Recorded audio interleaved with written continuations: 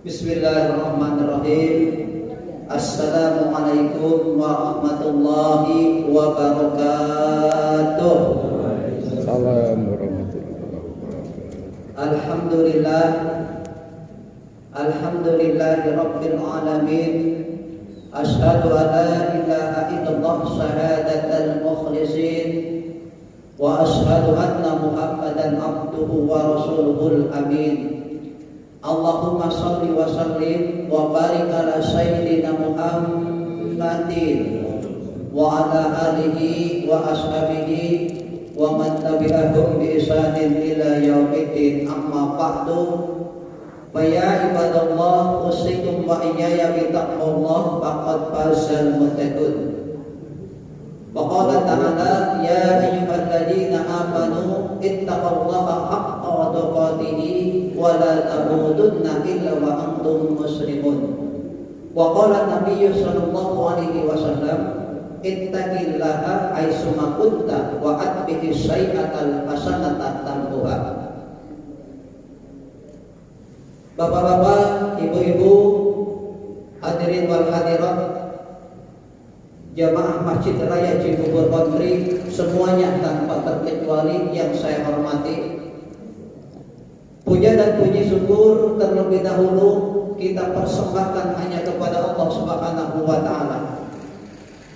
Tuhan yang Maha Kuasa dan Maha Bijaksana, yang sampai dengan saat ini masih mencurahkan berbagai macam nikmat dan karunia-Nya kepada kita semua, sehingga pada subuh kali ini kita dapat berkumpul, bertemu muka dan bertatap wajah, serta berinteraksi dan bersabar diri di tempat yang sangat mulia, dalam aktivitas yang mulia, serta dengan niat dan tujuan yang mulia pula, yaitu dalam rangka melaksanakan sholat subuh berjamaah.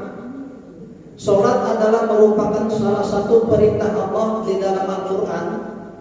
Wa aqimus sholata wa atuz zakata warka'u ma'ar raki'in. Kata Allah, dan dirikanlah sholat dan tunaikanlah zakat dan rukulah beserta orang-orang yang ruku. Dan berjamaah itu adalah cara yang diajarkan, bahkan sekaligus dicontohkan oleh baginda kita, yaitu baginda Rasulullah sallallahu alaihi wasallam beserta para sahabat radhiyallahu anhum. Bahkan baginda Rasul memberikan apresiasi terhadap salat berjamaah ini sebanyak 27 derajat. Kata Nabi, salatul jama'ati afdalu min salatil fajr bi 27 derajat. Salat berjamaah itu lebih afdal, salat berjamaah itu lebih utama, salat berjamaah itu lebih top ketimbang salat sendirian sebanyak 27 derajat. Bahkan yang lebih istimewa lagi adalah salat yang kita kerjakan dengan berjamaah ini adalah salat subuh. Salat subuh ini dikatakan di dalam satu riwayat adalah ibadah yang berat bagi orang-orang munafik. Baginda Rasul bersabda, laisa sholatun asqala 'alal munafiqina minal fajri wal isya'i walau ya'lamuna ma fihima la atawhuma walau aqwan. Kata Nabi, tidak ada sholat yang lebih berat bagi orang-orang munafik kecuali sholat subuh dan sholat isya. Dan seandainya mereka mengetahui pahala yang terdapat pada dua sholat tersebut, niscaya pasti mereka itu akan mendatangi masjid walaupun harus merangkak-rangkak. Dan alhamdulillah kita tidak perlu merangkak karena ada motor dan mobil, kita sampai ke masjid ini untuk melaksanakan sholat berjamaah. Ini persis seperti yang disabdakan oleh yang difirmankan oleh Allah di dalam Al-Quran. Tadi saya perhatikan begitu azan berkumandang, orang-orang berhamburan dari rumahnya, semua ada yang naik motor, ada yang naik mobil, ada yang jalan kaki berangkat dari rumahnya masing-masing menuju ke masjid ini guna melaksanakan sholat berjamaah. Ini mirip-mirip dengan firman Allah yang berbunyi, rijalun la tulhihim tijaratun wala bai'un an dzikrillah wa iqamis shalah. Kata Allah, laki-laki yang tidak dilalaikan oleh perdagangan dan jual beli dari mengingat Allah dan mendirikan sholat. Jadi dulu Pak, para sahabat radhiyallahu anhum ajma'in. Mereka yang sempurna imannya walaupun mereka sedang dagang, sedang berjual beli, sedang bercocok tanam, semua aktivitas mereka tinggalkan. Ketika ada ajal berkumandang, mereka berangkat ke masjid untuk melaksanakan sholat berjamaah, sehingga turunlah ayat sebagai pujian dari Allah terhadap mereka. Rijalun la tulhihim tijaratun wa la bai'un an dzikrillah wa iqamis shalah. Kata Allah, laki-laki yang tidak dilalaikan oleh perdagangan dan jual beli dari mengingat Allah dan mendirikan sholat. Jadi kita tadi mirip-mirip dengan ayat ini, hanya saja kita bukan berjual beli, kita sedang tidur di kasur, ya, sedang enak-enak di rumah. Begitu aja berkumandang kita berangkat ke masjid ini mirip-mirip dengan ayat tersebut, Pak. Mudah-mudahan kita termasuk di dalam ayat tersebut. Amin. Kemudian sholawat dan salamnya semoga senantiasa dicurahkan kepada panutan kita, seorang nabi dan rasul yang merupakan penutup para nabi dan para rasul, yaitu Nabi besar Muhammad sallallahu alaihi wasallam, kepada keluarga, para sahabat, dan kepada para pengikut setianya hingga akhir zaman. Nabi Muhammad sallallahu alaihi wasallam adalah seorang manusia yang dilahirkan pada hari Senin tanggal 12 Rabiul Awal tahun Gajah dari seorang ibu yang bernama Aminah binti Wahab. Ayahnya bernama Abdullah bin Abdul Muthalib bin Hashim bin Abdul Manaf bin Qusay bin Kilab bin Ka'ab bin Murrah dan seterusnya ke atas, yang garis keturunannya sampai kepada Nabi Ismail alaihissalam, putra dari Nabi Allah Ibrahim alaihissalam. Nabi Muhammad sallallahu alaihi wasallam diangkat oleh Allah menjadi nabi dan rasul di usianya yang ke-40 tahun. Diangkatnya baginda Rasul adalah untuk menjadi penutup para nabi. Di dalam Al-Quran disebut khataman nabiin. Jadi tidak ada nabi lagi setelah Nabi Muhammad sallallahu alaihi wasallam, dan tidak ada rasul lagi setelah Rasulullah sallallahu alaihi wasallam. Di dalam Al-Quran surat Al-Hijr ayat 40 dengan tegas Allah berfirman, "Ma kana Muhammadun aba ahadin min rijalikum walakin Rasulullah wa khataman nabiyyin." Kata Allah, Nabi Muhammad itu sekali-kali bukanlah bapa dari seorang laki-laki di antara kalian, tetapi dia itu adalah Rasul Allah, dia itu adalah utusan Allah, dia itu adalah pesuruh Allah, wa khataman nabiyyin, dan penutup para nabi. Titik. Ini adalah bagian penting dari akidah kita, akidah umat Islam yang menganut paham Ahlus Sunnah wal Jamaah. Oleh karena itu kita, walaupun ada orang jenggotnya panjang, bahasa Arab pinter, Quran pinter, hadis pinter, kalau dia mengaku Nabi setelah Nabi Muhammad sallallahu alaihi wasallam, maka kita wajib untuk tidak percaya. Kenapa? Sebab ini akidah. Kalau kita meyakini adanya Nabi setelah Nabi Muhammad sallallahu alaihi wasallam, berarti kuburlah akidah kita, batallah keimanan kita. Kenapa? Karena telah mendustakan Al-Quran surat tersebut, ayat tersebut, Al-Ahzab ayat 40, dan ini menjadi kesepakatan ulama yang menganut paham Ahlus Sunnah wal Jamaah. Nabi Muhammad sallallahu alaihi wasallam adalah pribadi yang sangat jujur, tidak pernah berdusta ataupun berbohong, baik dengan ucapannya maupun dengan perbuatannya, sehingga beliau mendapat gelar Al-Amin, artinya orang yang dapat dan bisa dipercaya. Bahkan beliau pernah bersabda, "Inna sidqa yahdi ilal birri wa innal birri yahdi ilal jannah." Sesungguhnya kejujuran itu membawa manusia kepada kebaikan, dan kebaikan itu akan membawa manusia ke dalam surga. Tuh. Makanya sebagai umat Rasul kita harus jujur, ya. Jangan menjadi pembohong, jangan menjadi pendusta, jangan menjadi penipu. Kenapa? Karena dusta, bohong, penipu, khianat adalah perbuatan tercela yang bisa membawa manusia ke dalam api neraka. Kata Nabi, "Iyyakum wal kadhiba fa idal kadhiba yahdi ilal fujur wa idal fujur yahdi ilan nar." Jauhilah dusta, karena sesungguhnya dusta itu membawa manusia kepada kedurhakaan, dan sesungguhnya kedurhakaan itu akan membawa manusia ke dalam api neraka. Bahkan salah satu ciri orang munafik itu apabila berbicara ya dusta. Kata Nabi, ayatul munafiki salas, tanda-tanda orang munafik itu ada 3. Yang pertama, idza haddatsa kadzab, apabila berbicara ia dusta.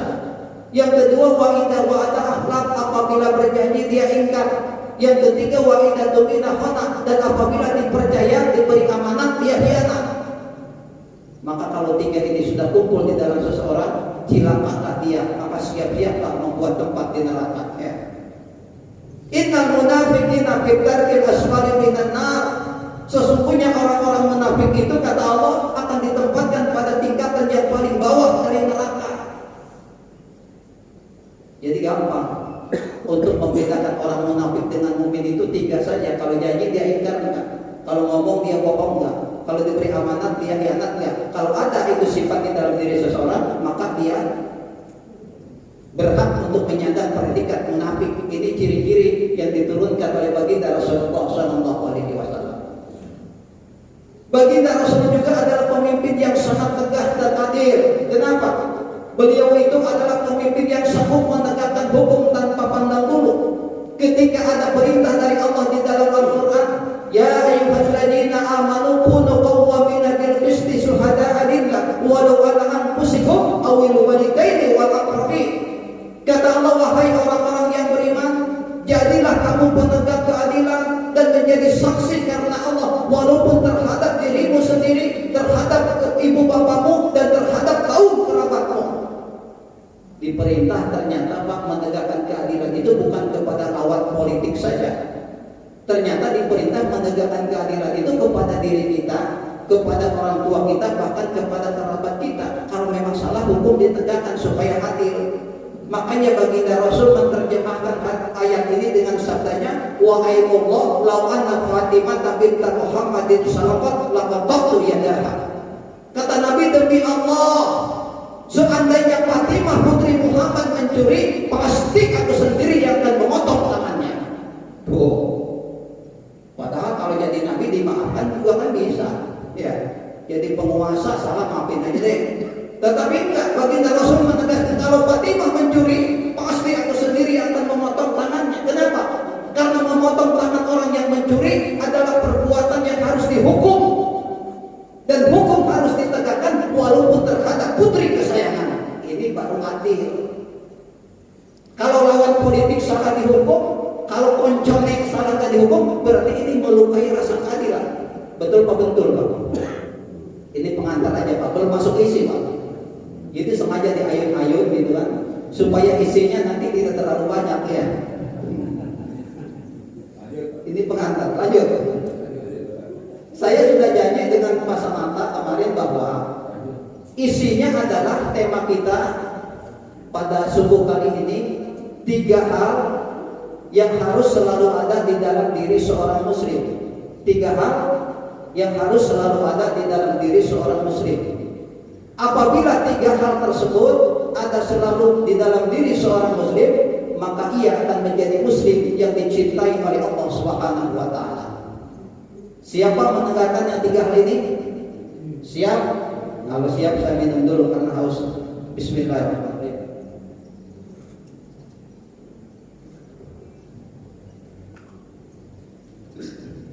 Jadi temanya 3 hal yang harus selalu ada di dalam diri seorang muslim. Apabila 3 hal tersebut ada di dalam diri seorang muslim, maka ia akan menjadi muslim yang dicintai oleh Allah Subhanahu wa taala. Apa yang 3 hal itu? Yang 3 hal tersebut adalah, yang pertama, rasa syukur terhadap nikmat-nikmat yang dikaruniakan. Rasa syukur terhadap nikmat-nikmat Allah yang dikaruniakan kepada diri kita. Di dalam hidup dan kehidupan ini, kita tidak pernah luput dan lepas dari nikmat-nikmat Allah. Sejak kita bangun tidur sampai kita tidur kembali, bahkan tidur itu sendiri adalah merupakan bagian dari nikmat Allah yang dikaruniakan kepada diri kita. Nikmat-nikmat Allah tersebut akan bertambah dan terus bertambah manakala kita pandai mensyukurinya. Akan tetapi manakala kita ingkar, manakala kita kumpul, manakala kita tidak bersyukur atas nikmat-nikmat Allah, maka nikmat Allah tersebut sewaktu-waktu bisa berubah menjadi ajab yang pedih. Di dalam Al-Quran surat Ibrahim ayat yang ke-7 dengan tegas Allah berjanji, bahkan sekaligus mengultimatum kita. Kata Allah, la in syakartum la azidannakum wa la in kafartum inna adzabi lasyadid.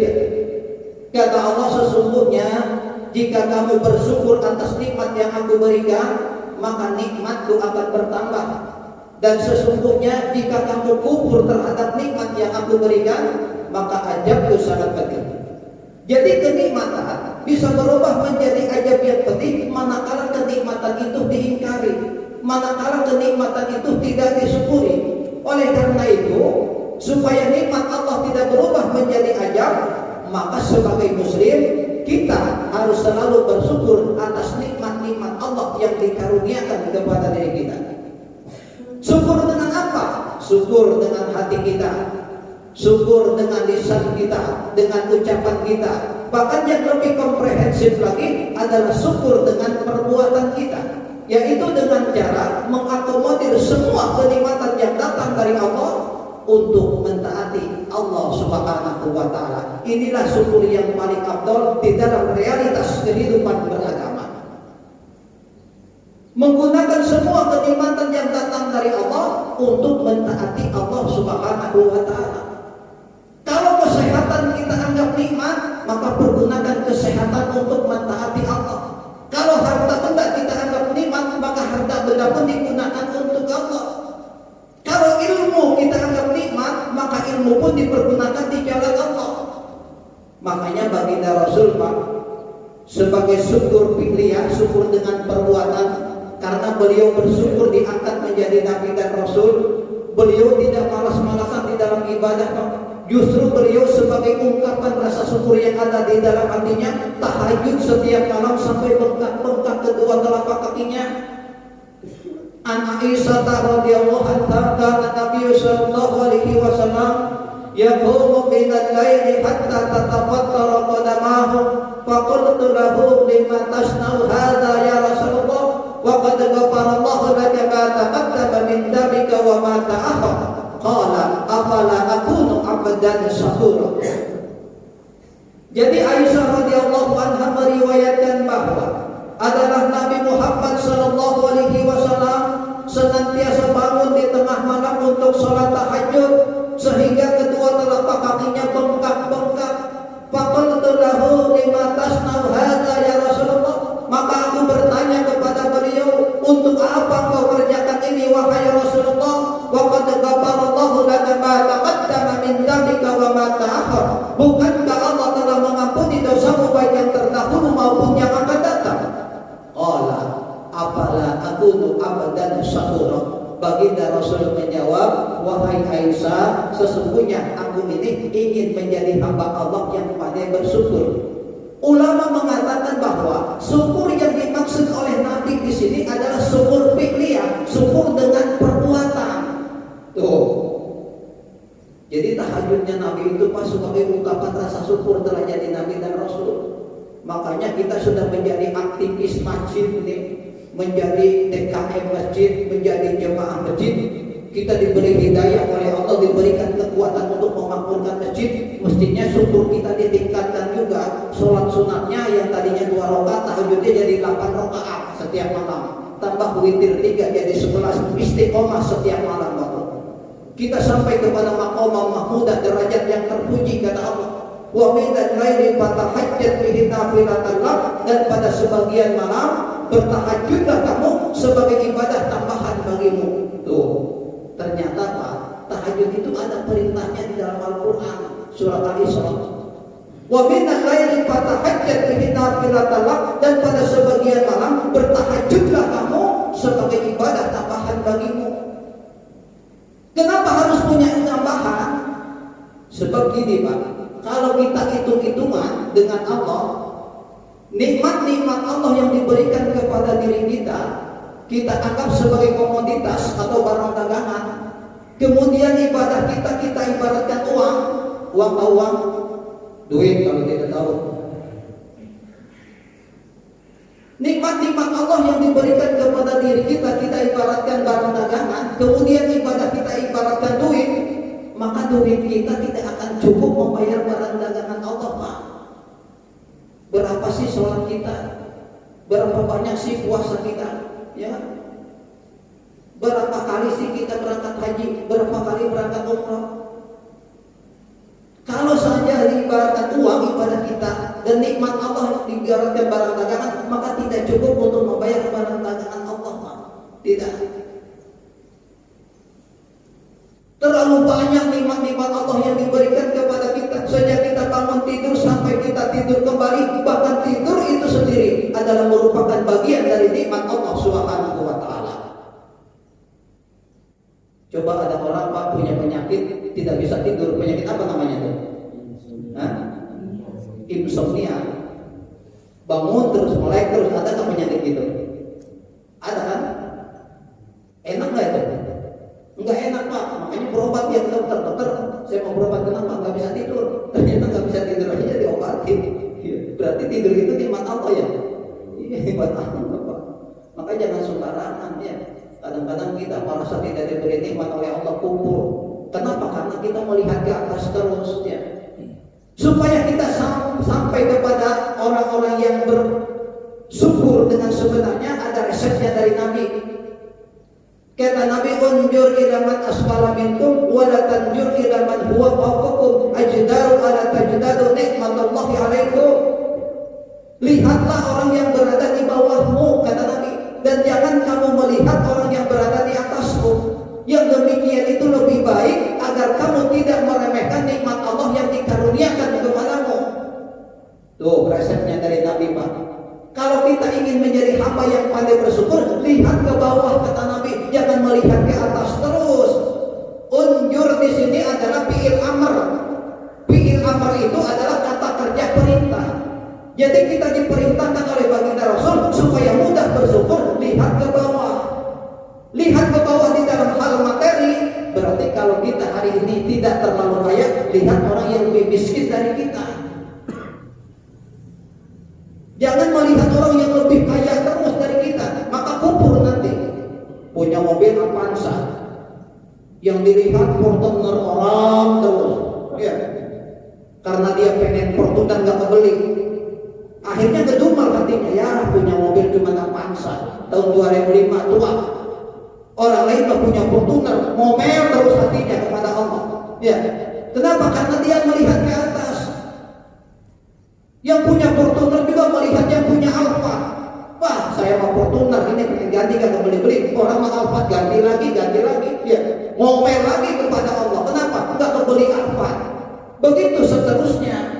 Kalau kita melihat ke atas terus di dalam hal dunia, maka lama-lama hati ini jadi kufur. Maka kata Nabi, unjur ila man asfala minkum wa la tanjur ila man hawa fawqakum ajdaru ala tajdadu nikmatallahi alaikum. Lihatlah orang yang berada di bawahmu dan jangan kamu melihat orang yang berada di atasmu. Yang demikian itu lebih baik supaya kamu tidak meremehkan nikmat Allah yang dikaruniakan kepadamu. Alhamdulillah kalau hidup di kompleks seperti ini termasuk golongan orang-orang kaya. Tapi kalau melihat ke kompleks yang lebih mewah lagi, Bapak juga punya rumah cuma di Cibubur Country, orang mah di Pondok Indah, di kota wisata, di mana yang mewah-mewah disebutin ya, kubur lagi. Coba sekali-kali datang ke kampung, Pak. Datang tuh ke pemukiman saya tuh, rumah yang sepetak 3 meter kali 5 meter, masak di situ, tidur di situ, mandi di situ, anaknya lebih dari 3, punya 4-5 anak. Ya, bagaimana itu? Lihat orang-orang pekerjaan yang keras, banting tulang, peras keringat, ya, pergi pagi pulang petang, kotak kating, pikiran pusing, pendapatan pas-pasan, P10 namanya. P berapa? P10. Pergi pagi, pulang petang, kontang-kanting, pikiran musik, pendapatan pas-pasan, P10. Kita mendingan gak punya penyakit P10 ya. Kenapa? Karena pendapatan kita tidak pas-pasan, ada lebihnya gitu ya. Maka syukur, ini yang pertama. Supaya kita sampai kepada hamba Allah yang pandai bersyukur, maka lihat ke bawah urusan dunia. Kalau urusan agama baru lihat ke atas. Kalau saya punya Alphard, nggak kuat ke masjid. Itu yang punya motor epek-epek itu kuat ke masjid, malu dong sama dia. Ya. Malu. Saya bangga, sehat, prima tubuh saya, fit, nggak kuat ke masjid. Itu yang bapak-bapak pakai tongkat aja sampai tadi subuh. Ya. Malu dong. Baru urusan akhirat itu lihat ke atas, jangan melihat ke bawah. Ini kunci untuk supaya kita sampai kepada hamba Allah yang paling bersyukur. Kemudian yang kedua, ada waktu ya? Yang kedua, yang harus selalu ada di dalam diri seorang muslim adalah sifat sabar terhadap ujian dan cobaan yang datang dari Allah. Kenapa? Karena ujian dan cobaan itu Pak, pasti akan datang silih berganti menjumpai kita, menghampiri kita. Karena ujian dan cobaan itu adalah dinamika kehidupan yang sudah dicanangkan oleh Allah di dalam Al-Quran.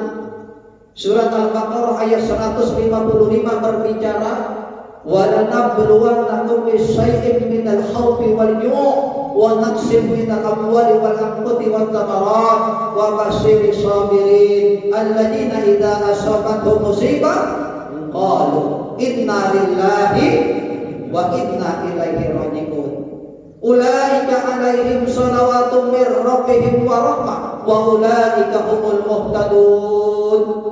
Kata Allah, dan sesungguhnya kami pasti akan menguji kamu dengan sedikit ketakutan, kelaparan, kekurangan harta dan jiwa, dan buah-buahan. Dan berilah kabar gembira kepada orang-orang yang sabar, yaitu orang-orang yang apabila ditimpa musibah mereka berkata, Inna lillahi wa inna ilaihi raji'un. Sesungguhnya kami adalah milik Allah dan kepadanya lah kami kembali. Ayat ini adalah dalil bahwa ujian dan cobaan pasti akan datang silih berganti menghampiri umat Islam. Ujian dan cobaan itu bisa berupa ketakutan yang pertama. Dulu saya bingung memahami ayat ini, Pak. Ayat ini lama sudah saya hafal. Diuji dengan ketakutan. Bagaimana orang bisa diuji dengan ketakutan? Saya buka kitab tafsir, gak ketemu jawabannya, tidak memuaskan bagi hati saya. Dan pertanyaan ini terjawab ketika ada COVID kemarin, Pak. Masih ingat ada COVID? Ada wabah COVID, masih ingat? Semua orang takut kan? Pejabat takut, rakyat juga takut. DKI masjid, jemaah masjid juga takut. Yang sholat di masjid takut, yang tidak sholat di masjid juga takut. Yang pakai masker takut, yang tidak pakai masker juga takut. Ya, semua orang takut, betul? Takut. Ternyata ujian dari Allah itu, Pak. Diuji dengan ketakutan. Saking takutnya sampai-sampai sholat pun jauh-jauh, betul? Bahkan ada yang libur sholat Jumatnya, saking takutnya, ya. Bahkan ada yang mengurung diri tidak mau kemana-mana saking takutnya, ya. Macam-macam perilaku orang karena takut. Diuji dengan ketakutan, Pak. Alhamdulillah sekarang sudah lewat, Pak ya. Alhamdulillah sekarang kita aktif lagi, berjamaah lagi seperti biasa. Berarti ujian ketakutan sudah lewat nih. Semoga tidak datang lagi, amin. Cuman saudara-saudara kita di Pulau Rempang saya lihat itu lagi ketakutan sekarang. Ya, benar nggak Pak? Saya lihat tayangan itu saudara-saudara di Pulau Rempang itu lagi ketakutan itu. Semoga mereka pun rasa takutnya cepat hilang, cepat berlalu. Ya, diberikan keamanan oleh Allah Subhanahu wa taala. Ketakutan lewat diuji juga dengan kelaparan, kata Allah. Lapar ini Pak, kalau sekarang mungkin kita bingung juga, mana sih orang yang lapar? Nggak ada sekarang. Kalau di kita nih di daerah Jabodetabek. Dulu Pak, zaman saya kecil, ketika 6 tahun sampai 7 tahun itu sekitar tahun 80-an, karena saya lahir 74, ya, tahun 80-an umur 5 tahun 6 tahun, itu diuji masih kelaparan Pak di daerah sini nih, di daerah Bogor. Karena saking laparnya, gadung saja berebut Pak. Bapak tahu gadung? Ada yang tahu gadung nggak? Gadung itu ubi jalar yang beracun. Pohonnya merambat ke atas di pagar-pagar liar. Itu ubinya itu beracun, tidak pernah ada yang ambil. laparnya, gadung itu Pak diolah, direndam 3 hari 3 malam di sungai supaya racunnya hanyut. Setelah 3 hari 3 malam racunnya hanyut, diangkat itu gadung, dimasak. Tidak pakai minyak, cuma dikukus, disepat. Dihidangkan kepada kami, anak-anak kami, karena saudara kami ada 9 orang. Itu gadung saja berebut, boro-boro nasi, nggak pernah ketemu nasi. Saking laparnya, dan gadungnya nggak mencukupi untuk 9 anak. Berebut setiap hari begitu. Itulah ujian kelaparan. Mungkin yang lebih tua dari saya lagi mengalami lebih dasar lagi Pak. Ada zaman Ganepo, zaman Tempur, zaman segala macam ya kan, sebelum merdeka. Itu banyak yang diuji dengan kelaparan. Herannya dulu itu sawah banyak, kenapa panen itu nggak sebanyak sekarang ya? Ya kan? Paling orang bisa bertani dulu cuma 1 kali dalam setahun Pak, mengandalkan air hujan. Padahal lahan banyak, sehingga kekurangan beras kita pada saat itu. Itu ujian kelaparan dari Allah tuh, sudah lewat alhamdulillah. Dan diuji lagi kata Allah, kamu itu dengan sedikit harta. Sedikit harta itu kemiskinan, kefakiran. Ini ujian dari Allah. Maka ini pun harus disikapi dengan kesabaran. Jangan karena kita miskin, kemudian akidah kita jual kepada orang-orang kafir untuk demi sesuap nasi, demi kemewahan dunia. Pengen handphone Android, anak-anak muda dijual akidahnya, dijual kegadisannya, dijual keperawanannya kepada orang-orang hidung belang. Jangan sampai seperti itu. Diuji lagi dengan kematian, kata Allah. Banyaknya orang-orang yang kita cintai, banyaknya orang-orang yang penting di dalam kehidupan kita meninggal dunia, Pak. Itu pun merupakan ujian dan cobaan dari Allah Subhanahu wa Ta'ala. Bahkan kata Allah akan diuji lagi dengan kekurangan buah-buahan, karena pacaklik, gagal panen, kekeringan, dan seterusnya. Dan ini ada tanda-tandanya Pak. Ini kemarau sudah cukup lama nih. Kalau kita jalan-jalan ke sana, ke Karawang, ke Subang, ke Indramayu, itu tanah-tanah sawah sudah meledak itu Pak. Sudah bertelah, sudah kering ya. Hampir-hampir para petani gagal panen sekarang. Dan kita berdoa kepada Allah semoga kemarau tidak terlalu panjang, tidak menyebabkan kita kekurangan beras, amin. Dan segera turun hujan yang akan menyuburkan tanam-tanaman, menyuburkan bumi yang kita tinggali ini. Karena bisa jadi, karena perilaku manusia, bumi ini marah, hujan marah tidak mau turun karena perilaku manusia. Mereka demo kepada Allah, ya Allah jangan turunkan kami ya Allah, kata hujan. Ya Allah jangankan biarkan kami menumbuhkan padi ya Allah, karena manusia ini maksiat semua ya Allah. Bumi demo, langit demo, hujan demo, semua makhluk Allah demo kepada Allah untuk menyengsarakan manusia. Bisa gak kira-kira? Sangat bisa. Itu harus kita tanggulangi dengan apa? Dengan ketakwaan kuncinya, iman dan takwa yang bisa menggedor itu semua. Kenapa? Karena kata Allah di dalam Al-Quran, walau anna ahlal qura amanu wa taqaw la fatahna alaihim barakatim minas sama'i wal ardh. Seandainya penduduk negeri-negeri ini betul-betul beriman dan bertakwa kepada Allah, la fatahna alaihim barakatim minas sama'i wal ardh, pasti akan kami bukakan kepada mereka keberkahan dari langit dan dari bumi, kata Allah. Jadi kalau kita Pak, penduduk bumi ini betul-betul beriman dan bertakwa kepada Allah, maka turun keberkahan dari langit dan dari bumi itu. Akibat dari amaliyah kita, Pak. Amalan kita bagus naik ke langit, kemudian Allah pun menurunkan keberkahan. Tetapi manakala umat ini saling menyerang, saling menghujat, saling menghujani dengan peluru, ini yang timbul adalah murka Allah. Idza azawat umat dunya nujiat min haibatul Islam, wa idza taraqatil amru bil ma'ruf wa nahyi 'anil munkar hulimat barakatil wahyi, wa idza tasabbat umatis saqatat min ainillah.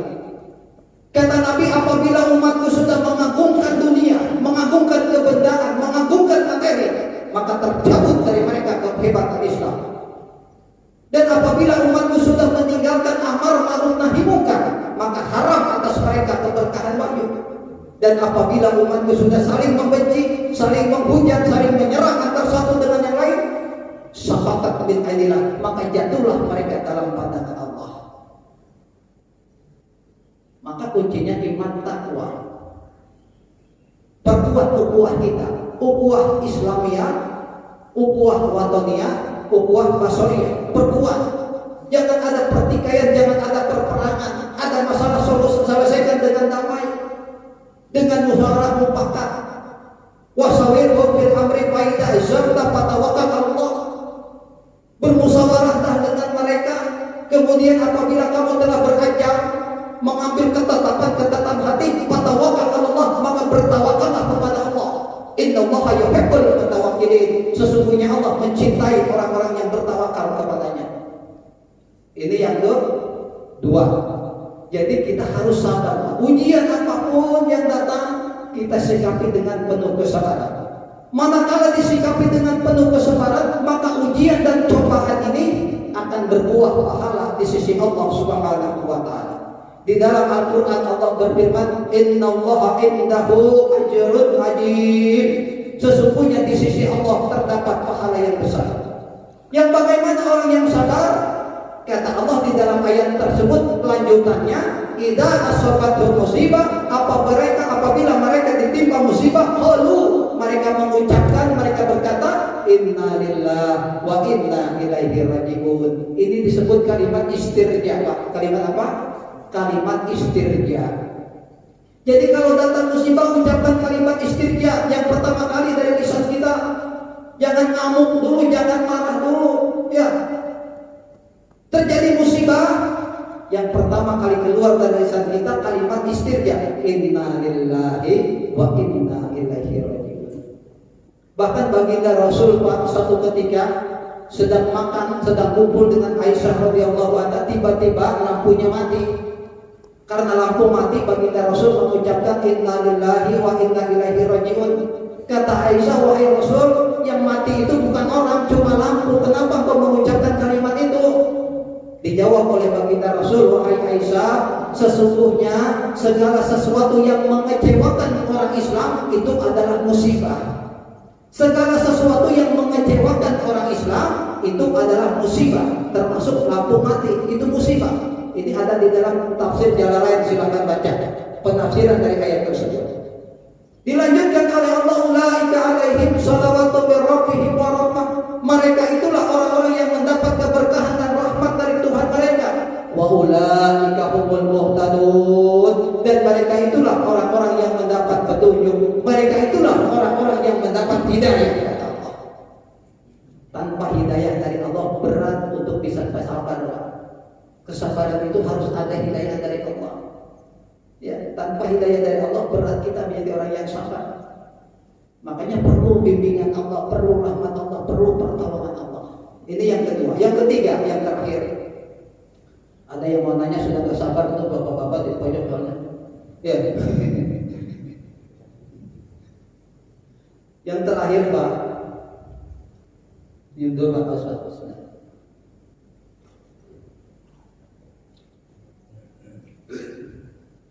Yang harus selalu ada di dalam diri seorang muslim adalah sifat taubat atas segala dosa dan kesalahan.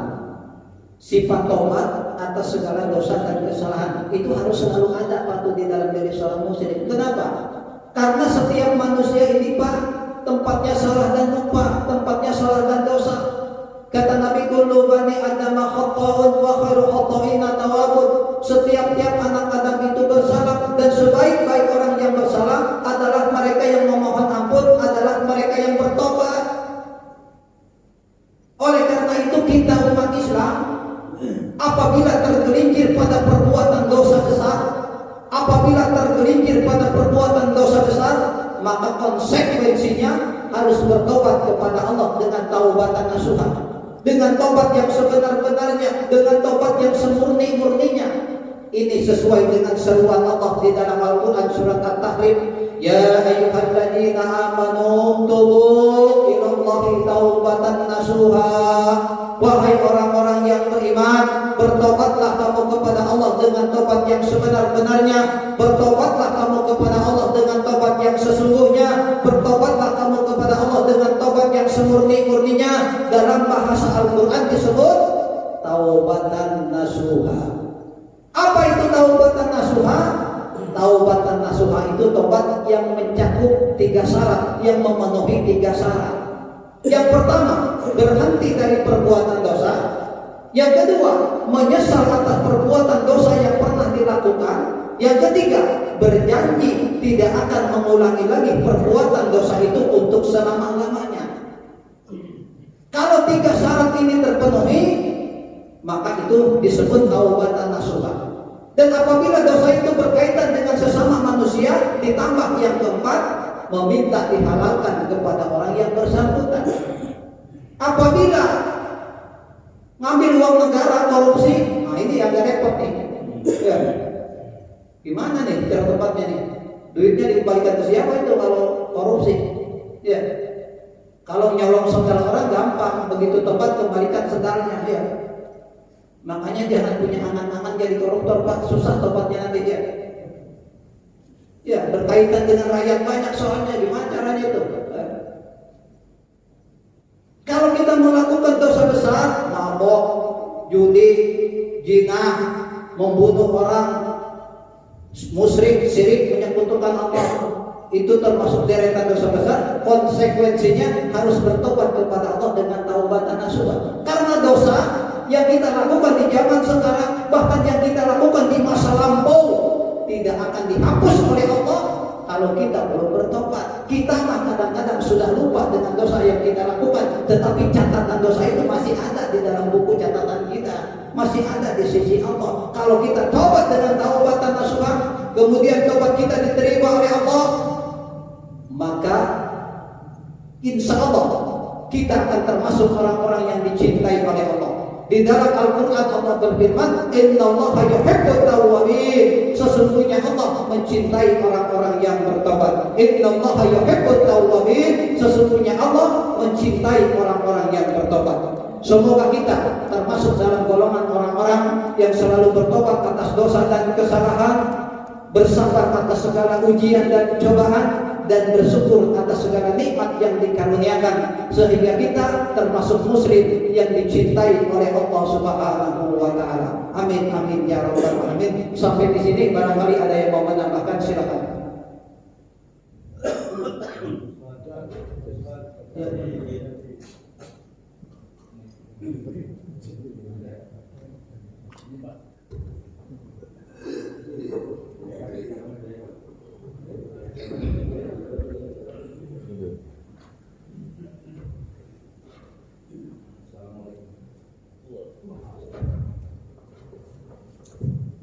Bismillahirrahmanirrahim. Assalamualaikum warahmatullahi wabarakatuh. Waalaikumsalam warahmatullahi wabarakatuh. Astagfirullahaladzim, astagfirullahaladzim, astagfirullahaladzim.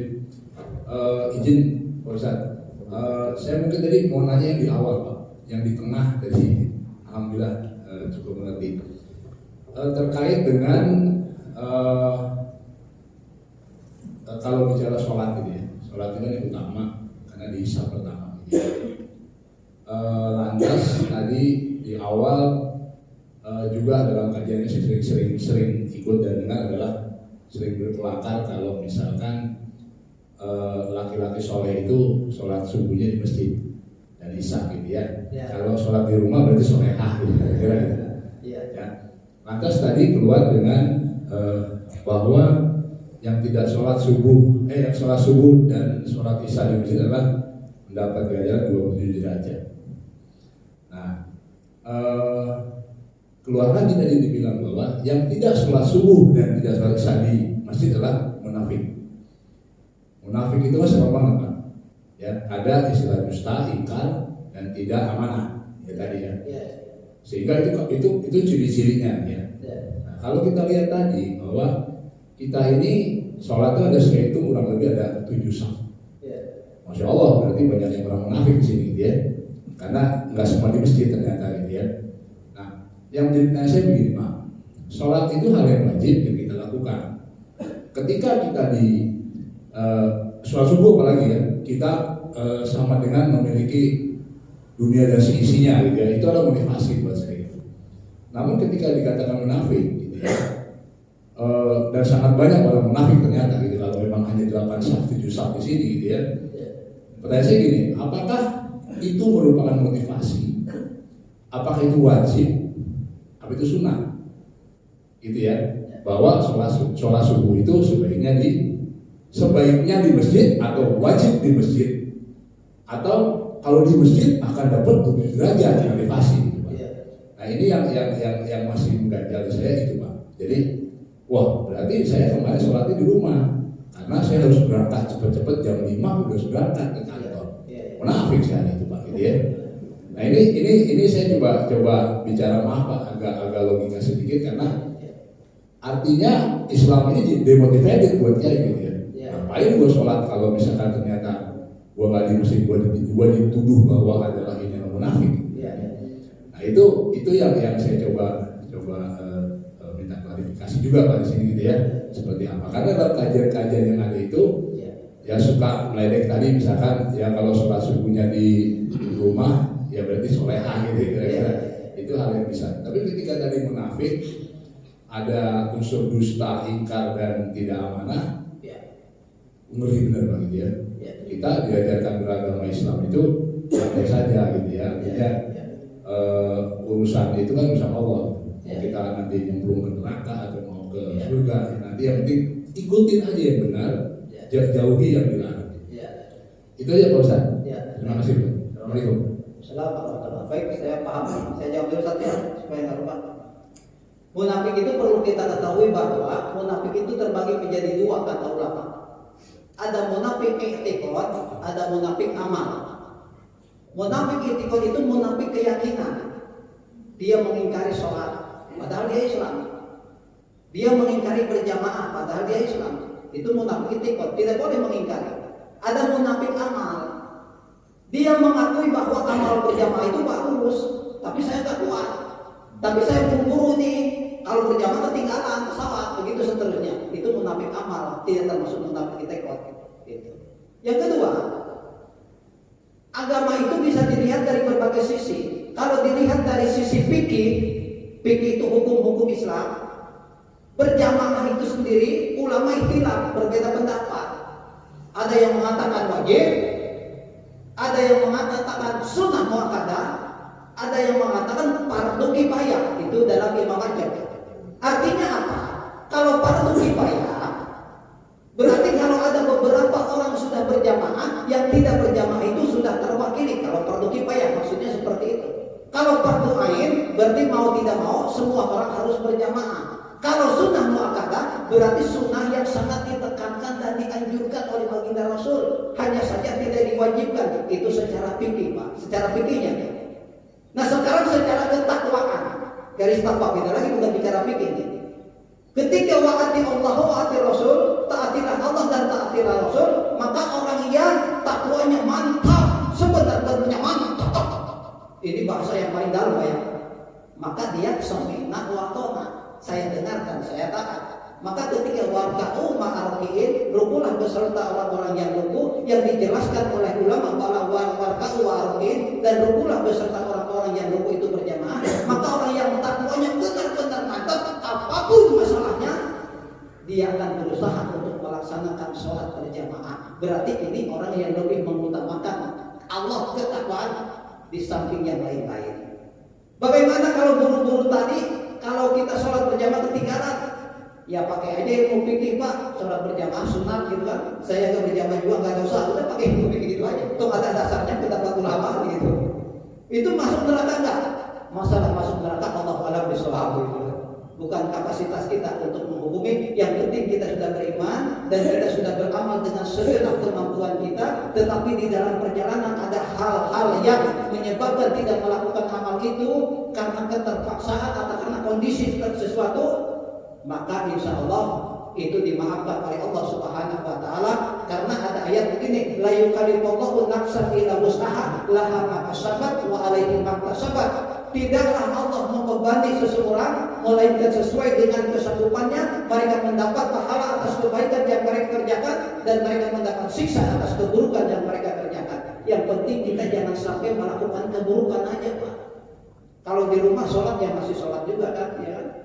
Bahkan kalau mundur itu Pak, hujan deras atau kondisi mencekam, gak terperang, emang tidak dianjurkan ke masjid. Kondisi perang atau hujan deras itu boleh juga sholat di rumah, gitu. Kondisi tertentu. Jadi apa artinya? Kalau secara fikih itu Pak, tinggal terserah mau ikut kemana. Kalau secara fikih ya, cara fikih ini ya, jangan kita persepsi ini Ustaz kasih fatwa enteng begitu. Bukan saya kasih fatwa, ulama-ulama mazhab sudah memang seperti itu. Tetapi kalau kita mau menjadi orang yang bertakwa Pak, idza dzukirallah wajilat qulubuhum, apabila mendengar nama Allah disebut bergetar hati mereka. Ini makom ketakwaan yang luar biasa Pak. Makanya kita belum sampai ke makom itu, terus terang aja ya. Belum sampai. Kenapa? Karena kondisi kita mungkin, atau mungkin karena amal kita, atau usaha kita, karena makanan yang masuk perut kita mungkin itu mempengaruhi semua Pak. Karena gini, di dalam agama Pak, orang biasa tahajud istiqomah, begitu masuk makanan haram yang tidak ketahui, tahajudnya lewat Pak, bablas. Kenapa? Karena ada makanan haram masuk ke dalam perutnya, tahajudnya lewat. Ternyata makanan yang kita makan itu mempengaruhi amal kita di dalam Islam. Makanya Abu Bakar Siddiq radhiyallahu anhu, ketika dia mendapat susu dari tukang ramal Pak, saking laparnya dia minum. Setelah minum baru tanya kepada hamba sahayanya, dari mana ini susu? Dari tukang ramal. Dia ragu-ragu itu, belum tentu haram padahal. Akhirnya dia masukkan jarinya, dirokok ke tenggorokannya, muntah lagi Pak. Keluar itu susu yang sudah baru saja masuk ke mulut. Pembantunya tanya, bagaimana engkau bisa susah payah seperti ini? Saya mendengar baginda Rasul bersabda, kullu lahmin nabata min haramin fanaru ababi. Setiap daging yang tumbuh dari barang yang haram, maka nerakalah yang cocok baginya. Dan saya tidak rela kalau daging saya menjadi santapan api neraka. Makanya susu yang baru masuk dikeluarkan lagi Pak. Itu tingkat apa? Tingkat ketakwaan untuk bicara fikih Pak. Kalau bicara fikih bagaimana? Oh ini kan susu dikasih, enggak mencuri, dan tukang ramal itu belum tentu ini susu haram kan? Fikih. Bisa jadi kita cari-cari alasan, nah apa juga subhat kan gitu. Ya secara fikih bisa dipahami Pak? Alhamdulillah paham. Terima kasih Pak Ustaz. Jadi tadi apa namanya, munafik amal Pak ya. Munafik amal. Jadi kita lega, insya Allah kita tetap bisa ada peluang masuk surga ya Pak ya. Insya Allah. Mudah-mudahan amin Pak. Ada lagi satu lagi. Stop. Ya. Izin bertanya. Assalamualaikum warahmatullahi wabarakatuh. Waalaikumsalam. Saya ingin bertanya terkait dengan poin 2 tadi yang Ustaz sampaikan, sabar dalam menghadapi musibah Ustaz. Nah, tadi Ustaz berikan contoh misalnya kematian, itu berarti kita harus bersabar. Kalau misalnya ada keluarga kita yang ditimpa kematian gitu ya, salah satunya. Terus kemudian tragedi Rempang tadi Ustaz ya, ketakutan terhadap orang-orang Rempang itu ya. Nah, saya melihatnya seperti ini Ustaz, bahwa musibah itu ada yang datangnya dari Allah, datang dari orang lain. Nah, kita membedakannya gimana ya Ustaz ya, bahwa ini kita harus bersabar terhadap ujian tersebut. Kan kalau misalnya ada kematian atau tsunami, itu peran Allah yang berperan di situ Ustaz ya. Tapi sementara kalau misalnya Rempang tadi itu ada penggusuran yang bukan dari Allah tentu saja Ustaz. Terus juga kan ada juga orang itu kena musibah karena kesalahan dia sendiri Ustaz. Misalnya orang yang jatuh ke lubang yang sama 2 kali, itu kan berarti dia nggak belajar Ustaz.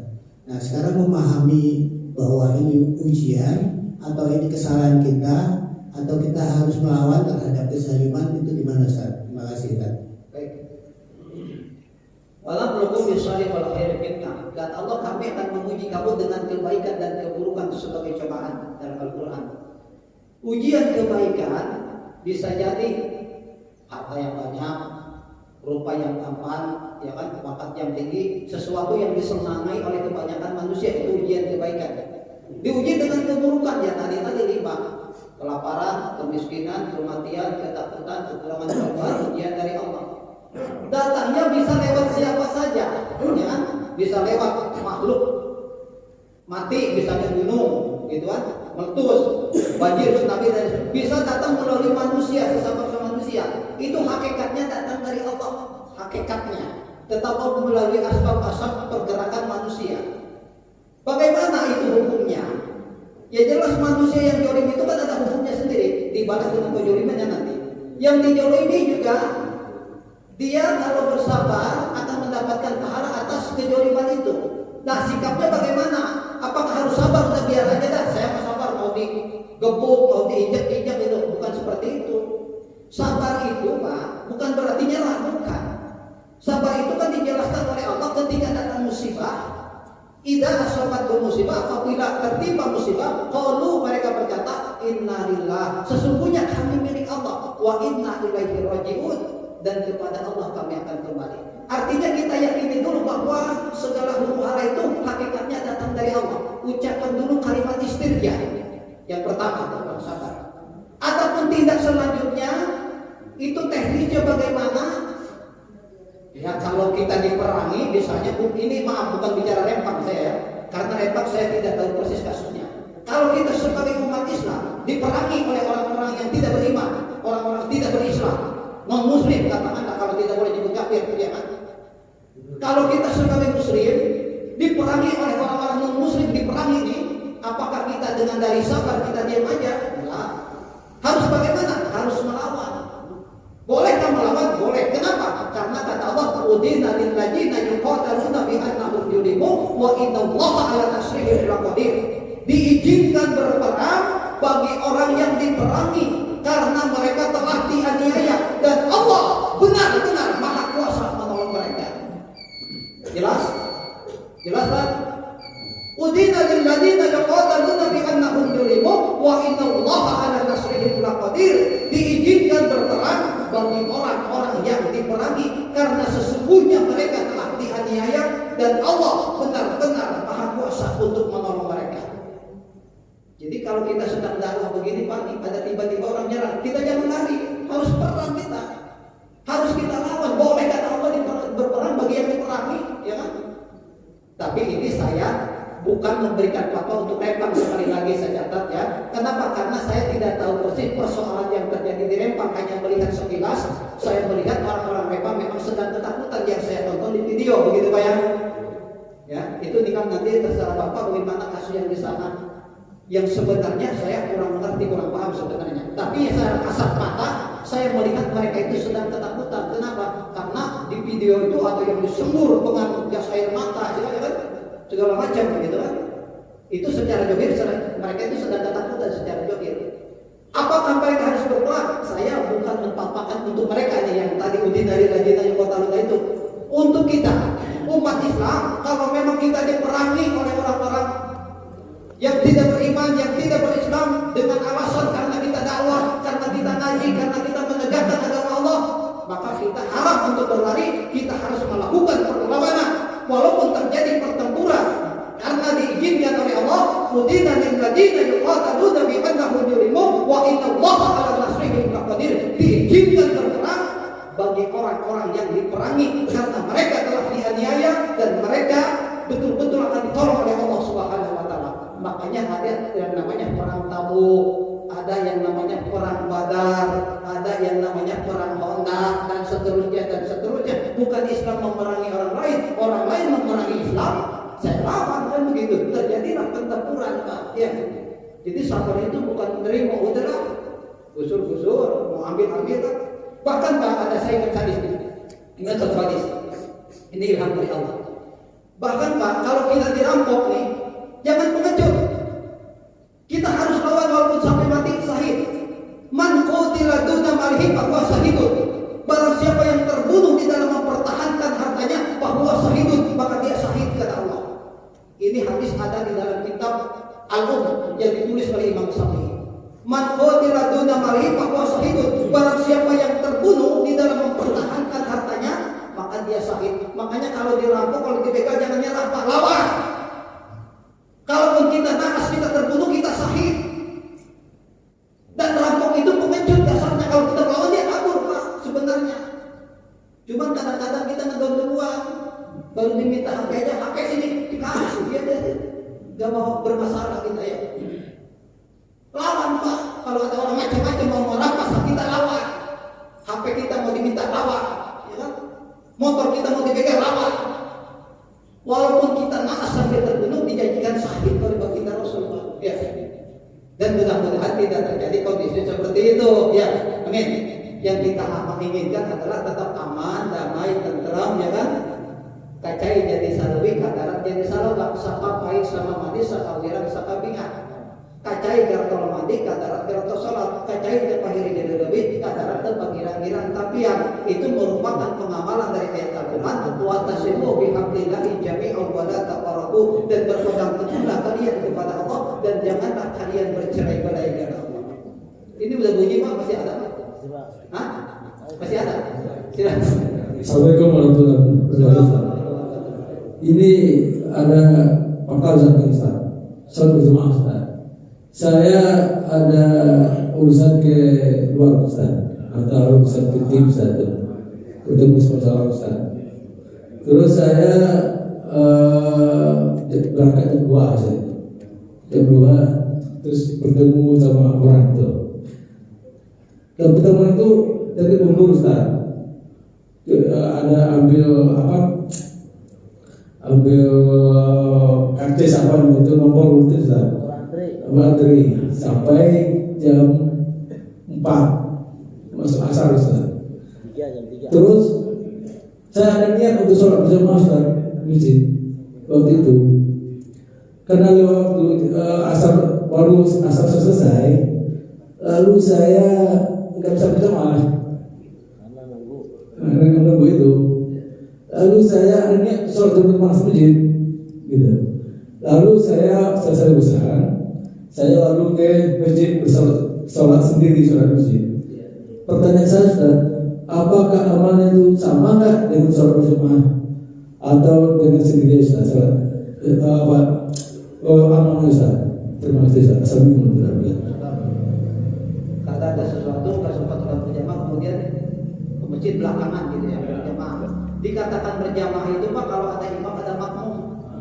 Kalau tidak ada makmum itu munfarid sholat sendirian gitu. Kalau ada imam atau makmum itu berjamaah walaupun 2 orang. Pahalanya sama, insya Allah sama kalau berjamaah. Karena disebutkan di situ kan sholatul jamaati afdhalu min sholatil fardh bi 27 darajat. Sholat berjamaah itu lebih afdal ketimbang sholat sendirian sebanyak 27 derajat. Di situ tidak mensyaratkan imamnya harus berapa ribu, harus berapa ratus, enggak, yang penting berjamaah. Dan dikatakan berjamaah dalam Islam itu kalau ada imam ada makmum seperti itu Pak. Insyaallah. Tapi ini saya ada niat untuk sholat berjamaah sendiri Ustaz, niat untuk sholat berjamaah ada. Tapi karena waktu itu saya harus sampai saya tinggalkan. Kalau saya tinggalkan nanti kasih susah Ustaz, gitu loh. Tapi ada niat saya untuk sholat masjid, sampai ke masjid sholat masjid gitu Ustaz. Saya sholat masjid gitu Ustaz. Apakah sama nggak sholat berjamaah awal Ustaz gitu Ustaz? Jadi karena saya pernah dulu ada Ustaz yang begini. Kalau kita ada niat untuk sholat jamaah masjid, walaupun tertinggal sholatnya jamaah itu, maka kita niatkan sholat masjid. Akhirnya sama sholat berjamaah Ustaz. Makasih Ustaz. Baik, saya paham. Berarti ketika azan berkumandang itu di hati sudah ada ajam ingin berjamaah gitu. Ya. Cuman hanya saja karena kondisi tertentu menyebabkan ajam itu tidak bisa menjadi niat dan tidak bisa direalisasikan pada saat itu kan Ya. gitu ya. Itu namanya bukan niat Pak, ajam. Niat itu berbarengan dengan amal. Ketika takbir Allahu Akbar buat niat. Kalau kita ada ajam, kita lagi antri, kemudian ada ingin untuk berjamaah itu belum sampai niat, itu namanya berajam kepada Allah bahwasanya saya ingin berjamaah. Dan niat itu di dalam Islam Pak, orang Islam kalau niat berbuat baik tidak dikerjakan mendapat pahala 1. Kalau dikerjakan dilipat gandakan sampai 10.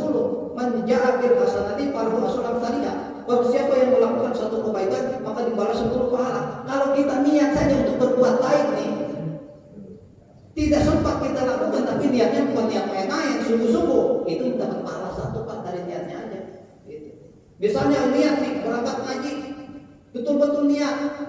Tapi begitu waktunya berangkat ada kondisi yang memang keterpaksaan yang menyebabkan kita udzur dan tidak bisa ditinggalkan, maka niat ngajinya itu sudah mendapat pahala 1. Dan Bapak pun ketika aja sudah ada niat, tidak kayak aja sebenarnya bukan niat untuk berjamaah. Insya Allah niatnya ketika ngantri itu yang belum sempat dilaksanakan itu pun mendapat pahala 1. Karena kita sudah niat baik ingin berjamaah kan begitu dari hati kita. Insya Allah sudah mendapat 1. Kalau kita laksanakan dari niat itu dibalas 10 pahala. Itu bukan bicara berjamaahnya tuh, itu mah di luar berjamaah. Adapun berjamaahnya itu lain lagi pahalanya. Begitu seterusnya. Paham Pak? Paham Pak?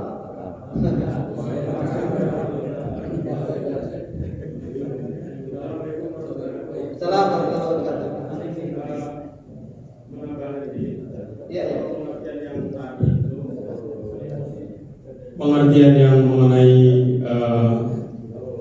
sholat berjamaah niat itu, ya, bukan niat. Ketika di zaman Rasulullah ini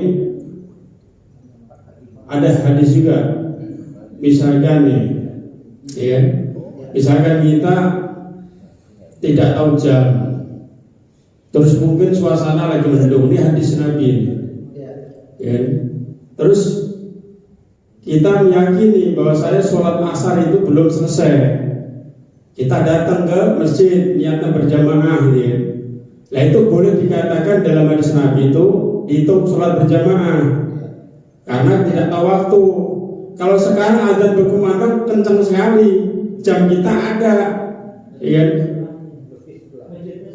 Terus kita ini yang tadi yang pertama tadi yang ini golongan orang termasuk yang takwanya betul bangga ini ada kaitannya.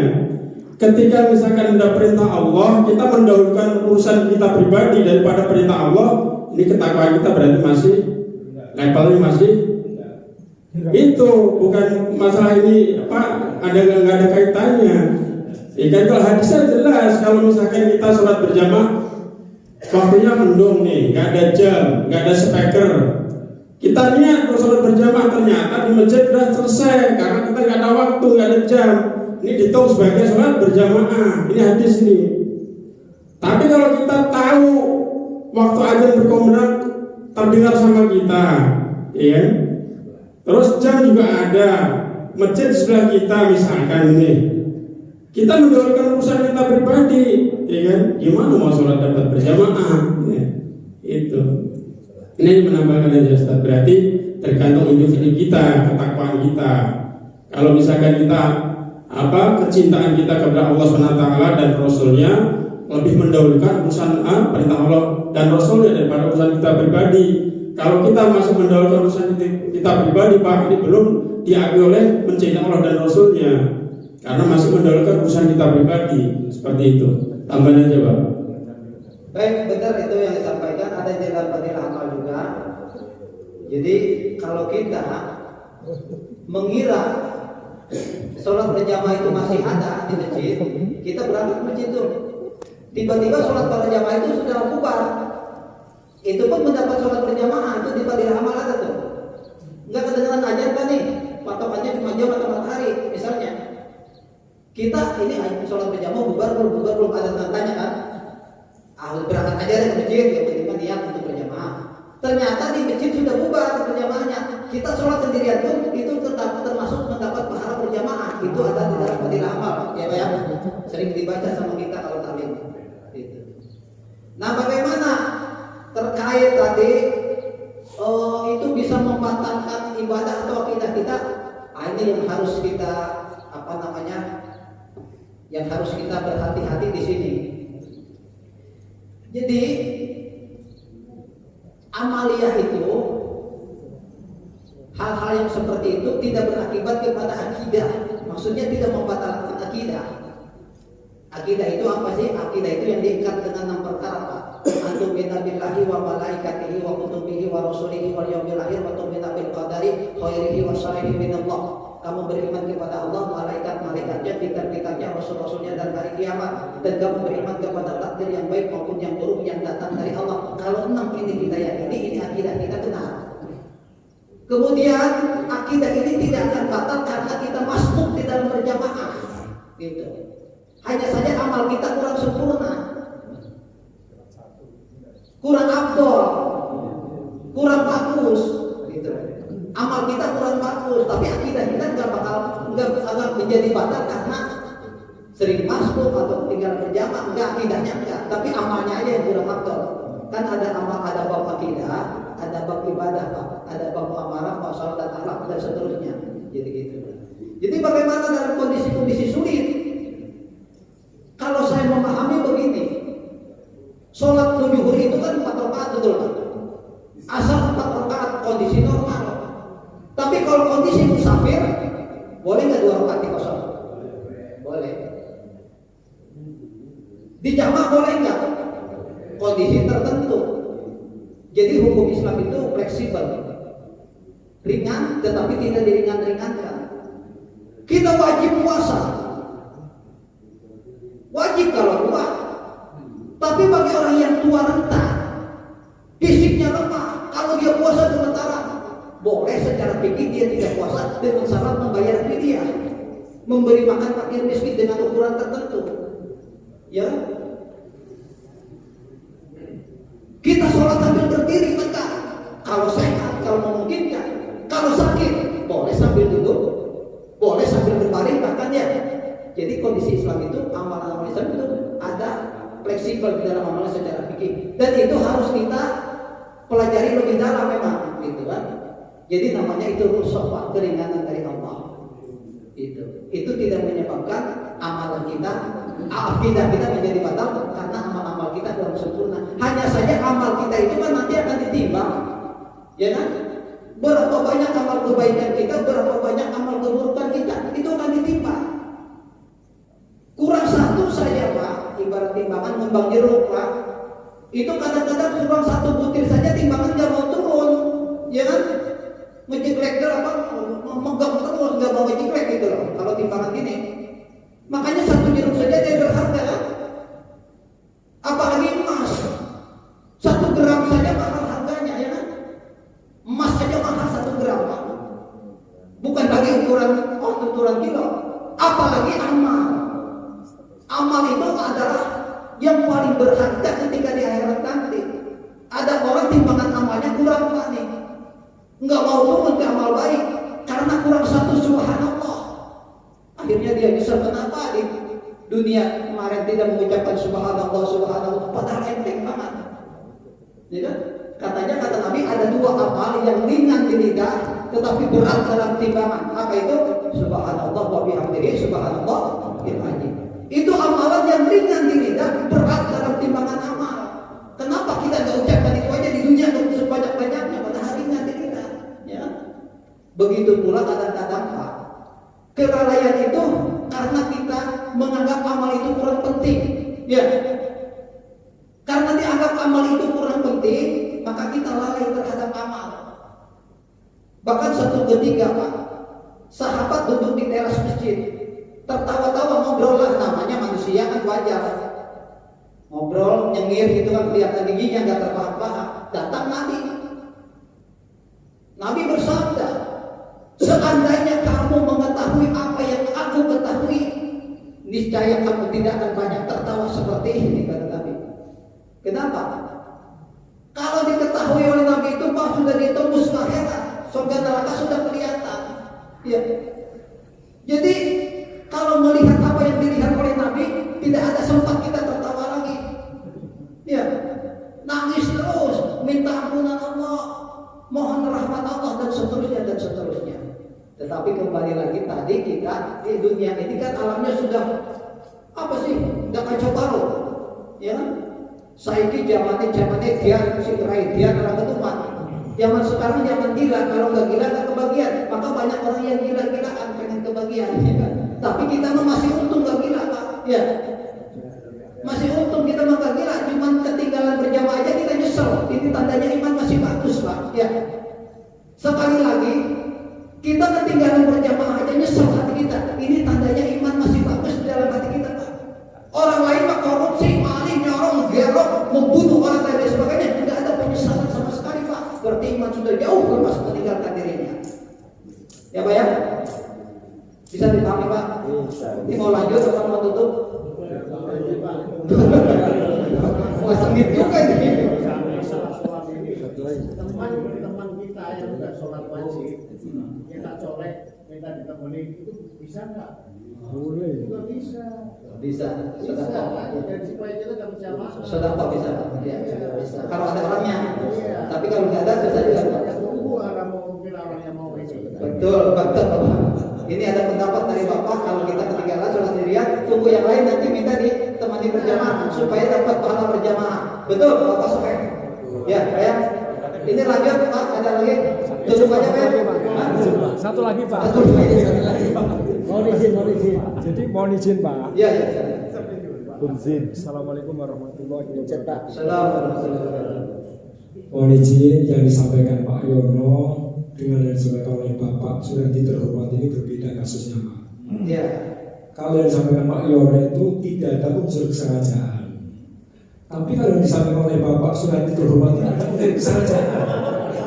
Misalnya Pak, waktunya adzan dia tidak mau melaksanakan sholat berjamaah.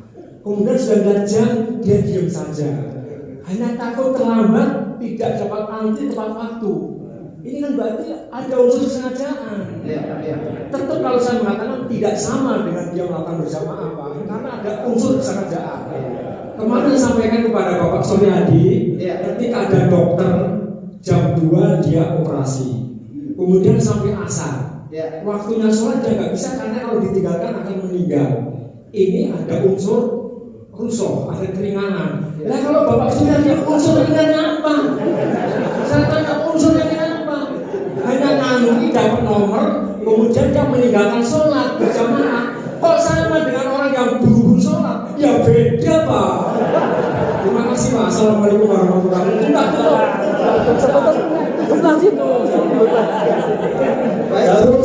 Seluruh selesai. Ini Ustaz. Pas jam 3 saat muazan, saya udah pernah dengan konter Ustaz. Dengan apa gitu loh, orang apa? Customer apa? Bicara Ustaz itu, Ustaz. Untuk masalah kartu alur gitu Ustaz. Ya kan? Pas jam 3 itu azan. Jam 3 azan. Tapi saya masih banyak namanya Ustaz. Ya kan? Tapi di mall itu Ustaz. Tapi pada saat itu saya di bisnis nggak ada di situ, mau bisnis. Tapi saya bisa bicara dengan hotel itu, ya kan? Pas azan masuk, Jepang udah masuk, gitu kan? Terus saya nggak sempat sholat jemaah gitu, Ustaz. Ya kan? Tapi asalnya saya tadi sholat kemudian gitulah, ya kan? Saya harus sholat kemudian karena saya mendengar dulu ada ustaz kata gini, kalau ada niat sholat, karena ada keadaan terdesak, tapi kita ada niat untuk sholat di masjid, itu pahalanya sama dengan berjamaah, Ustaz. Karena kita lalu ke masjid, sholat di masjid, itu Ustaz. Gitu. Itu maksud kasih itu Ustaz. Bukan akhir penumpuan enggak Ustaz. Tapi pada saat itu saya bicara dengan kalau dan bisa tinggal nanti. Dan jadi bisa Ustaz gitu Ustaz. Baik, Pak. Pada saat itu bukan nunggu Ustaz, menunggu ya. Salah Ustaz, menunggu. Tapi pada saat itu masih bicara dengan konten itu Ustaz. Ya. Gitu Ustaz. Makasih saya menonton. Benar Pak, gini Pak. Jujur saja Pak. Kalau kasusnya seperti itu saya belum baca hadisnya. Barang siapa antri. Gitu. Antri takut ketinggalan. Kemudian dia saya belum ketemu dalil yang qat'i sebenarnya, maka nggak bisa jawab secara tegas. Tapi di dalam agama itu kan ada kias. Kias itu apa? Kias itu peristiwa yang dimirip-miripkan dengan peristiwa yang lain lah, gitu. Gitu ada kias. Makanya ada ijtihad. Ijtihad itu apa? Ijtihad itu adalah pendapat ulama dengan hasil menelaah Al-Quran dan hadis dengan sedemikian rupa dengan segenap kemampuannya, karena di situ tidak ada hadis yang qat'i, ada dalil yang qat'i, semua samar-samar diolah sama ulama dari itu, kemudian ditetapkan jadi satu hukum. Beginilah hukumnya, itu nama ijtihad. Makanya di dalam ijtihad itu ada yang di dalam Islam ada yang nama ijtihad. Nah, hal-hal seperti itu ijtihad diri sendiri. Ya kan? Ijtihad diri sendiri. Boleh nggak? Boleh kok ijtihad untuk diri dia. Kalau dia salah dapat pahala 1, kalau benar dapat pahala 2. Sama-sama sholat terserah dia. Dan kita pun tidak bisa menghukumi orang masih selama dia masih sholat. Oh ini kafir, ini nggak diterima sholat. Saya kembali kepada tadi Pak. Jadi kembali kepada persoalan tadi. Di dalam agama itu ada fikih, ada non fikih. Kalau fikih hukumnya kan jelas, gitu kan? Bahkan kalau secara fikih Pak, kalau kita bicara ugal-ugalan, sholat sendirian aja masih sah selama rukun dan syaratnya terpenuhi. Ya, betul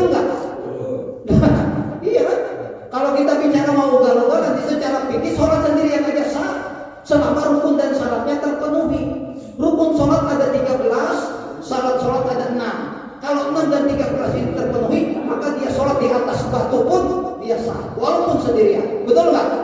Secara fikih, Pak Tuh. Makanya kita agama itu jangan terlalu apa sih nyerang orang lah kamu gitu. Nanti biasa ke masjid dia mau ke masjid nanti, oh nggak mau ke masjid. Kalau begitu Ustaz tadi saya udah punya sholat masjid. Ngapain sholat masjid lagi? Di rumah sholat kan gitu jadinya. Ya kan ngapain sholat kalau nggak sama dengan berjamaah Ustaz. Makanya saya sholat di rumah aja deh. Ngapain Itu kalau kita bicara ugal-ugalan. Tetapi kalau bicara takwa lagi tadi kan, idza dzukirallahu wajilat qulubuhum, apabila mendengar nama Allah disebut maka bergetar hati mereka sehingga berangkat ke masjid. Rijalul la tulhihim tijaratun wala bai'un an dzikrillah wa iqamis shalah. Laki-laki yang tidak dilalaikan oleh perdagangan dan jual beli dari mengingat Allah dan mendirikan salat. Ini ada dua pemahaman dari sisi tasawuf dan dari sisi fikih. Silakan Bapak simpulkan masing-masing dan silakan Bapak istihad masing-masing. Ini saja yang dapat saya sampaikan. Pak Dikam ada ini mau nyampaikan dikit? Pakai pengas Pak. Cukup. Demikian Pak. Yang benar datangnya dari Allah, yang salah datangnya dari kehilapan saya. Untuk meringankan beban saya kepada Allah, saya mengampun. Kepada jemaah sekalian saya minta maaf. Untuk sempurna majelis kita tutup dengan doa kafaratul majelis. Subhanaka Allahumma wa bihamdika asyhadu an la ilaha illa anta astaghfiruka wa atubu ilaik. Wassalamualaikum warahmatullahi